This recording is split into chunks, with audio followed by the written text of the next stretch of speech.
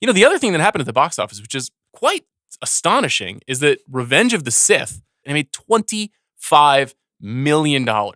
There's a lot of reasons, I think, for this. I think for Gen Z and young millennials, Revenge of the Sith is a big movie. And there's a lot of like, this is my youth on screen. They love them. I think the point you made about the generational thing is really important. I first noticed this when we got a chance to go to Prince Charles Cinema in London, and we saw people lined up around the block for Interstellar, which is apparently like basically a weekly event there. And I was like, oh, it turns out that people like find their own classics and find their own like touchstone films.